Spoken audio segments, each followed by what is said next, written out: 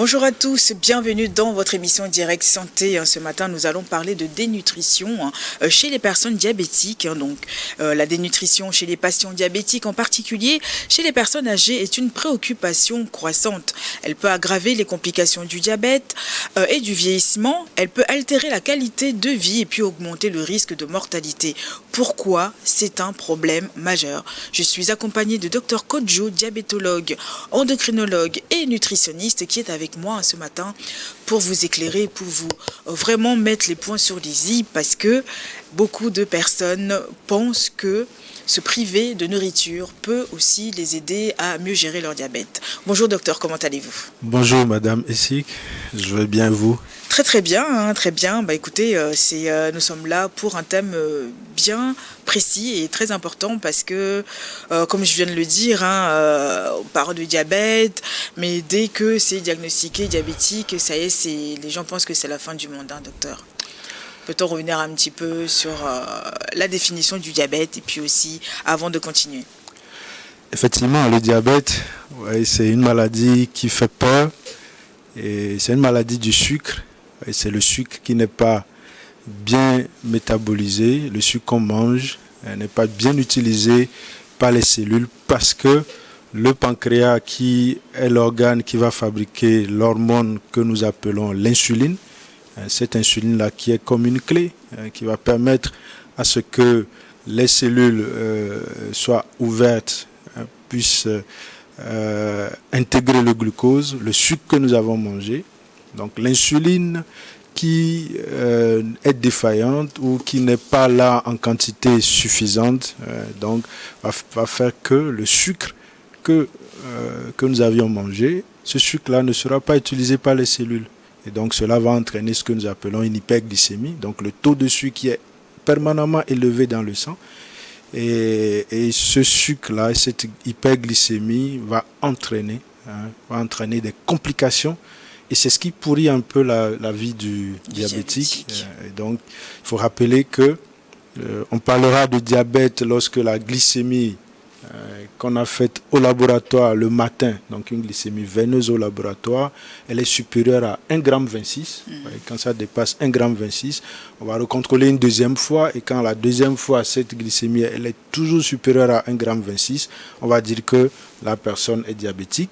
Mais il peut arriver qu'à des moments, à n'importe quel moment de la journée, on fait une glycémie et quand cette glycémie-là, elle est supérieure à 2 grammes par litre, et donc associé au fait que ce patient qui a des glycémies à 2 grammes par litre va avoir des signes du diabète, comme le fait d'uriner fréquemment la journée, la nuit, le fait de boire beaucoup, on urine, on boit beaucoup, on a soif, on a très soif, on perd du poids et on mange un peu plus. Donc c'est des signes, ou bien c'est des signes où le patient qui présente diabète va faire une complication grave du diabète, aiguë du diabète, un coma par exemple, ou c'est chez l'ophtalmologue, on va voir qu'il y a des signes du diabète dans les yeux.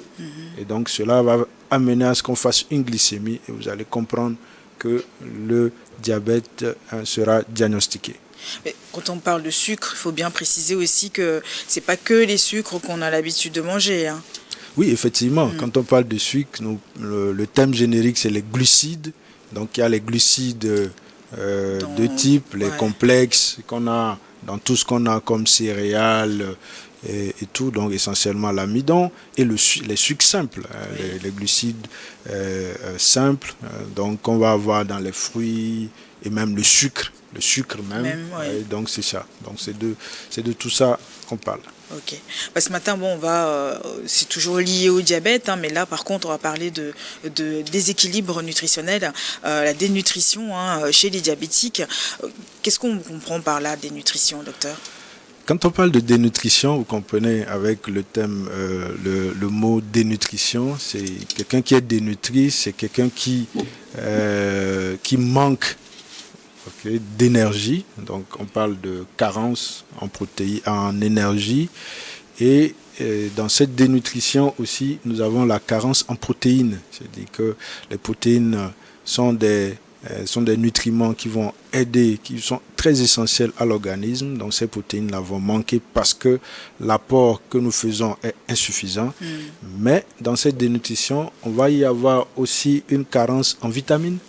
Ouais, donc les éléments nutritifs, donc les vitamines qui sont des nutriments très importants, et ce que nous appelons aussi les oligo-éléments, c'est des minéraux ou c'est des nutriments qui sont essentiels à l'organisme, qui sont le plus souvent apportés par l'alimentation. Et donc, vous allez comprendre que celui qui n'apporte pas dans son alimentation l'essentiel de ces nutriments-là, va à un certain moment, et surtout quand le problème, cette carence sera chronique, va à un certain moment développer ce que nous appelons la dénutrition.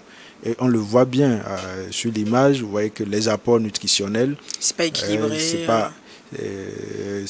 c'est pas en quantité suffisante, parce que les besoins de l'organisme, vous l'avez bien schématisé là, l'organisme a ses besoins, mais la question, est-ce que nous arrivons à apporter les besoins dont l'organisme a besoin, les besoins quotidiens essentiellement à travers notre alimentation. Donc c'est un peu ce qui fait aujourd'hui le gros problème, le gros souci chez les diabétiques, dans le sens que dans le diabète, dès qu'on diagnostique le diabète, tant qu'on sait que c'est une maladie du sucre, vous voyez, tout le monde vient de partout pour dicter ses lois, pour dicter ce que moi j'appelle les 10 commandements. C'est ça. Voilà, on ne doit pas manger ci, on ne doit pas manger ci. Et donc, la conséquence, quand on vient dicter ces lois, c'est que le patient diabétique va être dénutri. On en reviendra. Et justement, est-ce que c'est ça la particularité chez les diabétiques? Parce que c'est vrai que, comme vous l'avez dit, c'est un frein, c'est une peur. Dès qu'on sait qu'on est diabétique, ça y est, il faut plus manger ça. Ou bien il y en a qui disent aussi que c'est une maladie de riches, puisqu'il y a comment vous dire, il y a des choses des aliments que les gens ne peuvent pas forcément acheter.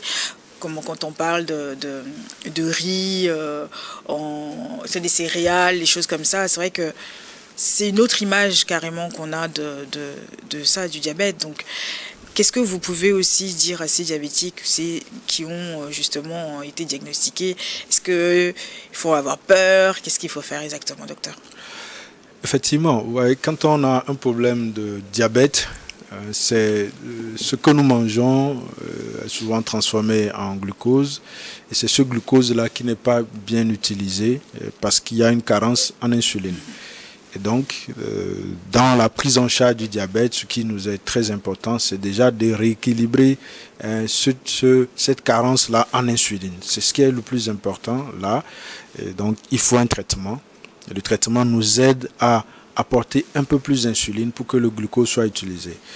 Maintenant, quelque part, si dans la plupart des cas, le plus souvent, c'est dans le diabète de type 2, c'est que le diabète de type 2, c'est le diabète de la personne qui est en surcharge pondérale, donc on a pris du poids, on a pris assez de gras, et c'est ce gras qui fatigue le pancréas et qui fait que l'insuline ne travaille pas bien. Donc, on va chercher à rééquilibrer les choses. Et donc, ça va nous amener à revoir un peu notre alimentation. Mais c'est revoir l'alimentation, ce n'est pas de se mettre une liste d'interdits. Oui. Ouais, c'est tout le problème. Donc, on a dans l'alimentation, vous savez, on a les groupes de nutriments. On a les protéines, on a les glucides, on a les lipides. On a les vitamines et tout ce qui est minéraux. Et les glucides, on en a besoin. Pour avoir l'énergie, c'est les glucides. Notre première source d'énergie, c'est les glucides. Et quelqu'un qui ne consomme pas ces glucides-là, vous imaginez qu'il n'aura pas l'énergie nécessaire, même pour faire ses petites activités quotidiennes. Et donc, comprendre que je suis diabétique et que je dois me priver des glucides, ouais, on est en train d'affaiblir encore l'organisme, déjà qui est affaibli par le diabète. Le diabète se comporte comme une maladie qui déprime l'organisme, il y a du sucre partout, les infections sont par là, les vaisseaux sont attaqués dans tous les sens, et il y a ce que nous appelons un stress du métabolisme qui est permanemment créé dans l'organisme. Et donc, si dans tout ça, où il faut apporter une nourriture, une alimentation qui soit beaucoup plus équilibrée avec tous les nutriments dont on a besoin, quand on ne les apporte pas, vous voyez que c'est nous-mêmes qui plongeons encore l'organisme dans un état grave, en fait. Et donc, c'est important de redire que quand on est diabétique, ce n'est pas qu'on doit être dans une restriction alimentaire. Restriction, il y a des gens qui mangent plus le lait, qui prennent plus le lait, il y a des gens qui le maïs ils prennent plus, alors que c'est ce qui est disponible, ils n'en ont pas, et des gens qui prennent en termes d'huile, ils prennent plus l'huile parce qu'on dit l'huile c'est ça qui fait que je grossis. Ouais, donc il y a toute une sorte d'interdit que les gens se font et qui vraiment déjà ça fait qu'ils n'ont plus une vie sur le plan qualité de vie. Ouais, ils perdent cette qualité de vivre parce que si j'ai l'habitude de manger par exemple du foufou ou j'ai l'habitude de manger du riz avec ou bien un bon emakoumé avec une bonne sauce, on me dit ça emakoumé même je dois plus manger. Oui. Vous voyez déjà ce qu'on me dit de manger c'est peut-être ce que je n'aime pas. Vous voyez que déjà psychologiquement on n'est pas bien. Et tant qu'on n'est pas bien dans la tête, vous imaginez que le diabète ne pourra que s'aggraver. Et l'autre aspect, c'est que quand on ne mange pas dans le diabète, l'organisme va essayer de produire du sucre. Parce que les cellules, le cerveau a besoin, c'est lui le gros consommateur de sucre, lui il a besoin de sucre. Donc quand on ne mange pas, on n'apporte pas les éléments qu'il faut. L'organisme même va aller chercher la nourriture là où il veut. Et quand il commence, il va aller puiser dans les graisses, il va aller puiser après dans les muscles. Et c'est ce qui fait la gravité même de la dénutrition chez le diabétique. Parce qu'on va perdre du muscle. Or, c'est de ce muscle-là dont on a besoin. Ce muscle doit être vigoureux. Et c'est ce muscle-là qui doit permettre ce que nous appelons l'insulinosensibilité. C'est-à-dire que si j'ai du bon muscle, le muscle va permettre à ce que l'insuline qui est fabriquée par le pancréas, le peu d'insuline qui est là, soit bien utilisée. Travaille bien. Mais voilà que je perds du muscle. Mais comment l'insuline que je fais fabriquer, même pas les médicaments, peut encore mieux travailler? Oui, parce que les gens ne savent pas tout ça, d'où il faut aller voir un spécialiste, parce que si on écoute de gauche à droite, c'est pas bon du tout. Et surtout là, j'interpelle aussi la famille, parce que souvent les enfants, tout le monde vient raconter, et voilà, il faut plus manger ici, le voisin à côté, au marché, tout ça, tout le monde, des gens deviennent des diabétologues, des nutritionnistes en herbe. Voyez, alors que et c'est des idées reçues de partout qui ne sont pas vérifiées. Ouais, rien n'interdit par exemple aux diabétiques. Ouais, on va dire que de manger les fruits par exemple. On va dire le fruit est sucré, il faut même plus manger les fruits. Or que dans les fruits, vous avez ces micronutriments là, vous avez ces vitamines. Les vitamines dans les fruits, mais on ne mange pas les fruits, on ne mange pas le lait. Le lait est l'aliment le plus complet de tout ce que nous mangeons. Produits laitiers, on a besoin du calcium, le calcium qui va intervenir dans beaucoup de réactions dans l'organisme.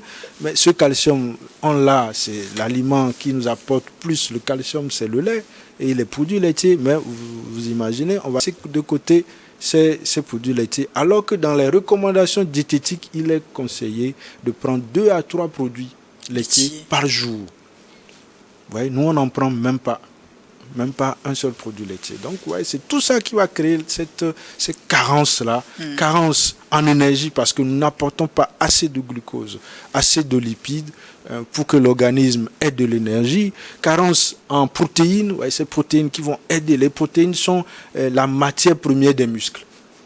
Donc comment composer son plat alors quand on est diabétique ? Voilà. Donc quand on est diabétique, aujourd'hui, ce que nous recommandons, c'est une alimentation beaucoup plus équilibrée. Ouais, donc dans l'équilibre alimentaire, on présente toujours cette image de l'assiette. Ouais, de l'assiette, quand on prend notre assiette, cette assiette-là, ce qu'on demande, c'est que la moitié, qu'on puisse avoir des légumes, ouais, parce que ces légumes-là vont apporter les éléments nutritifs dont nous avons besoin, les vitamines, les minéraux, et elles contiennent beaucoup de fibres. Ouais, les fibres vont être un élément important dans l'alimentation du diabétique et de toute personne, parce qu'on parle des diabétiques, mais nous tous nous sommes dedans. Les fibres vont aider à ce que le sucre qui est consommé dans l'alimentation, ce sucre soit moins absorbé. Et donc, pour nous, quand on consomme les fibres, ça va réduire le pic glycémique qui se fait après manger. Ouais, quand on mange, on a un pic glycémique. C'est ce pic-là qui fatigue le pancréas. Quand on mange en excès, quand on prend assez de sucre, c'est ce pic-là qui fatigue le pancréas. Le pancréas n'arrive plus à fabriquer de l'insuline qui correspond à ce pic-là. Et c'est ce qui va faire qu'on va commencer par avoir une hyperglycémie qui va perdurer dans la journée. Donc les fibres sont très importantes et ces fibres-là vont faciliter aussi la digestion. Et ces fibres ont beaucoup, dans la littérature, on a beaucoup d'effets bénéfiques par rapport à ces fibres. Donc il va être l'essentiel de l'alimentation. C'est pour ça qu'il y a les légumes. Et dans l'autre moitié de l'assiette, on va pouvoir mettre maintenant les céréales. Aujourd'hui, on parle d'apporter plus de céréales complètes.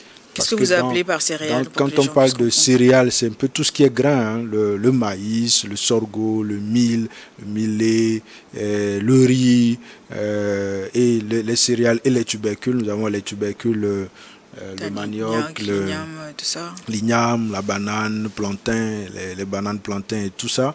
Donc voilà tout ce que nous casons dans tout ce qui est féculent, donc dont on a besoin. On a besoin d'une quantité de féculents par jour et c'est ces féculents-là qui nous apportent de l'amidon, du sucre, donc qui nous aident à avoir de l'énergie. Oui.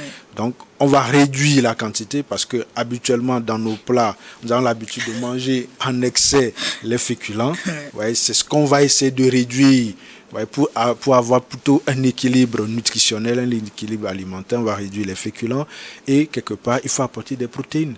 Parce que je disais tout à l'heure que la matière première des muscles, c'est les protéines. Oui. Donc les protéines, il faut en apporter. On a des protéines animales et végétales. Donc les protéines animales, c'est un peu les viandes. Oui. Ouais, les viandes, surtout la viande blanche, c'est les bonnes protéines. Le poisson, ouais, le poisson, on en a plein. Donc la bonne protéine animale aussi. Les produits laitiers. Les produits laitiers, c'est de la bonne protéine. On a le wangage qui est très fréquent dans notre communauté, donc il faut en manger. Et les protéines, le yaourt, voilà, le yaourt aussi en dessert, c'est intéressant. Et les protéines végétales, c'est tout ce qu'on appelle les légumineuses, donc le haricot, le vanzou, les lentilles, tout ce qui est pois, ouais, qui est très important à insérer. Il y a même l'arachide, ouais, dans l'arachide, le soja, on a des protéines, c'est des protéines végétales. Donc on doit pouvoir, dans cette assiette-là, pouvoir insérer cela. J'ai oublié l'œuf. L'œuf aussi, c'est une protéine animale, ouais, qu'il faut consommer tous les jours ou dans la semaine. L'œuf, on va revenir un petit peu sur cette histoire d'œuf parce que c'est pareil aussi, les idées arrêtées, là, faudra que... Hein, on va en parler juste après la pause, docteur, restez avec nous. On revient juste après.